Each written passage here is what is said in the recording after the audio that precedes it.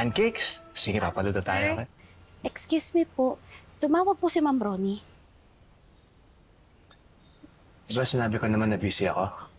Opo, sir. Kaso lang po, nangulit po sa tawag ko. Baby, ito si Ate Jeneline mo. So pag wala ang super D mo at gusto mo maglaro, pasabi ka lang kay Ate Jeneline mo. Magaling magluto yan, so kahit anong paluto mo sa kanya, sarap. Okay? Hi po, Ate Jeneline! Hi, baby girl! Si Ate Amber po. Pwedeng makipaglaro sa akin? Sige, baby. Next time na lang, ha? Okay po! Baby, samahan ka lang ni Ate Jeneline mo, Maglaro muna kayo sa playground. Okay, Jeneline? Sige, tara. Mas mamaya, magmerenda tayo. Ice cream? Opo! Okay. Tara. Sige. Sige, sa'yo din.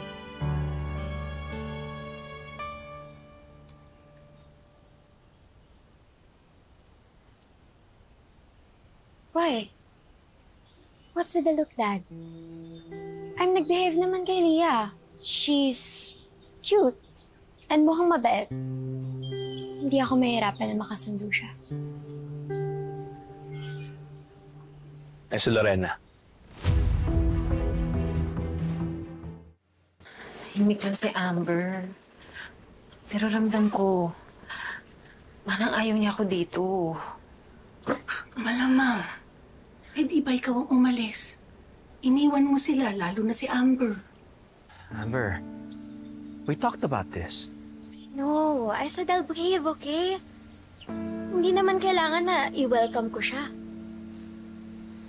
Dad, tutubad ako sa usapan, okay? I'll be a sister to Leah, pero hindi ako magiging stepdaughter. Hindi naman ako katulad ng bago mong asawa na hindi tumutupad sa usapan.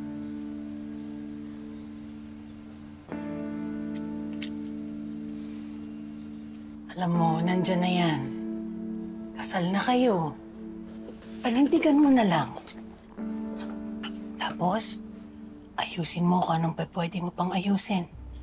Hindi lang para kay Leah, kundi para din kay Wilfred at para din kay Amber.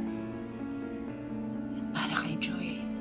Uy, ano ba? Huwag kang maingay. Mamaya may tawa sa pinto.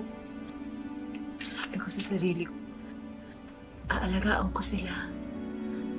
Babawi ako kay Wilfred, kay Amber, kay Leah. Hindi dahil pamilya ko sila, pero ito lang kasi nakikita kong paraan para makabawi ako sa lahat na nagawa ko.